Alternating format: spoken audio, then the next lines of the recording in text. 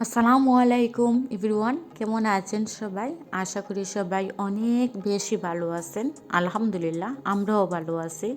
আজ সকালটা জুড়ে কি করছি আপনাদের সাথে শেয়ার করব, আর সকালের নাস্তাটা কি আপনাদের শেয়ার করব। আশা করি পুরোটা জুড়েই আপনারা থাকবেন। এই তো আমার বোন গ্রেট করছে গাজরের হালুয়া বানানোর জন্য, আমিও তাকে একটু হেল্প করব। আর আপনারা দেখতে থাকেন, আর একটি গল্প শিক্ষণীয় আপনাদের সাথে শেয়ার করব।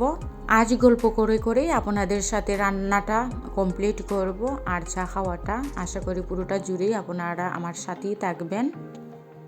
একবার এক শিকারি ছোটো একটি পাখি ধরে ফেললো। পাখিটি খুব বুদ্ধিমান ছিল। পাখিটি শিকারি খুব প্রশংসা করতে লাগলো যে, তুমি এত বড় শিকারি, জীবনে অনেক বাঘ মেরেছো, অনেক ভাল্লুক মেরেছো, এই করেছো সেই করেছো। আমি একটা ছোট পাখি, আমার ওজন 100 গ্রামও না। আমাকে খেয়ে তুমি কি করবে?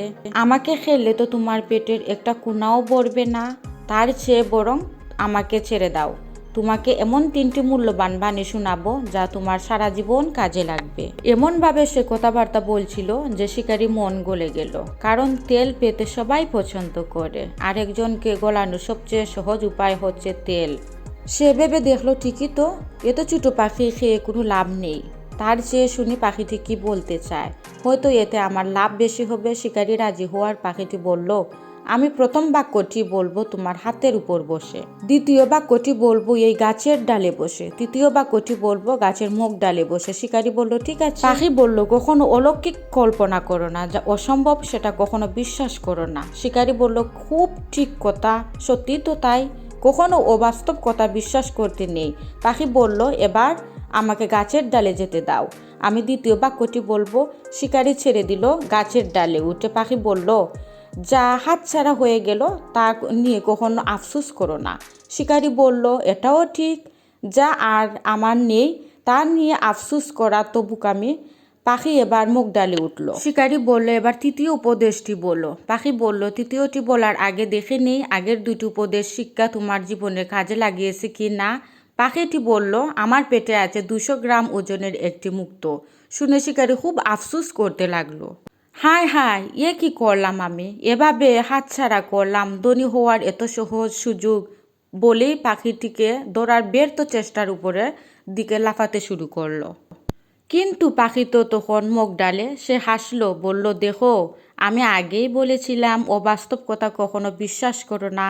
আমার ওজনই 100 গ্রাম, আমার ভেতরে 200 গ্রামের মুক্ত থাকবে কিভাবে?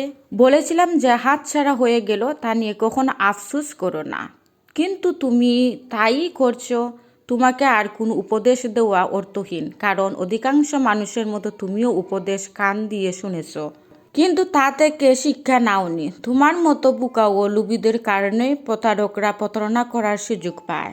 এ গল্প থেকে কে কোন শিক্ষা পেয়েছেন চাইলে কমেন্ট করে জানাতে পারেন আমাকে। আর এই তো আমি কথা বলতে বলতে আর গল্প বলতে বলতে আপনাদের সাথে আমার রান্নাটা কমপ্লিট হয়ে গিয়েছে। সবার জন্য পরিবেশন করছি, আর পরিবেশন করে সবাইকে দিয়ে দিব অফ ক্যামেরা, আর যেটি আমি খাবো সেটি আপনাদের সাথে শেয়ার করব। অফ ক্যামেরায় ঘি দিয়ে আমি ভেজে নিয়েছিলাম গাজর, আর ওই তো আমি দুধের পরিমাণটা কিন্তু খুবই কম দিয়েছি। আমি শুধু গায়ের দুধ ইউজ করেছি, আর সবসময় আমার বাসায় কিন্তু আধা লিটার দুধ আসে। আমি পুরোটাই হয়তো দিয়ে দিয়েছিলাম, আর একটু হয়তো আমার মেয়ের জন্য রেখে দিয়েছিলাম। আমার মেয়ে কিন্তু আবার দুধ দিয়ে ভাত খেতে অনেক ভালো লাগে। আর এরকম জুল জুল রেখেছি, অনেকেই দেখেছি আমি জুল রাখে না। আমাদের বাসায় কিন্তু জুল জুল রাখতে হয়, জুল না হলে কিন্তু কেউই খেতে চায় না।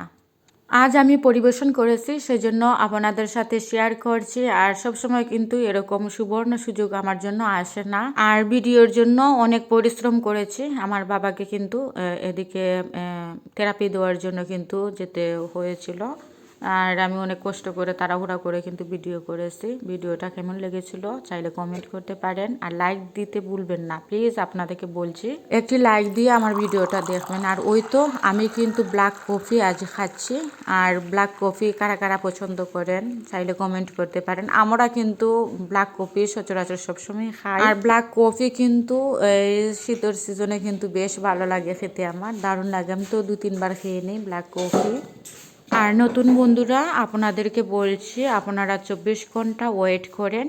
24 ঘন্টা পর কিন্তু আমি ব্রেক দেব। আর আপনারা কিন্তু হতাশ হবেন না, আমি আসবো ইনশাল্লাহ একদিন পরে। গাজরের হালুয়া খেয়েছিলাম, তো ভীষণ ভালো লেগেছিল। আর আপনারা কে কীরকম খান চাইলে কমেন্ট করতে পারেন। আমরা তো এরকমই প্রায়ই খাই, সাদামাটা। আর আমি জানি আপনারা আমার চেয়ে অনেক বেশি ভালো পারেন, তারপরও আপনাদের সাথে শেয়ার করছি টুকিটাকি। আর আমি জানি মধ্যবিত্ত যারা, তারা কিন্তু এরকম খেতে পারবে মানে অনেক ইজিভাবে। তো ভিডিওটি এ পর্যায়ে, সবাই ভালো থাকবেন, সুস্থ।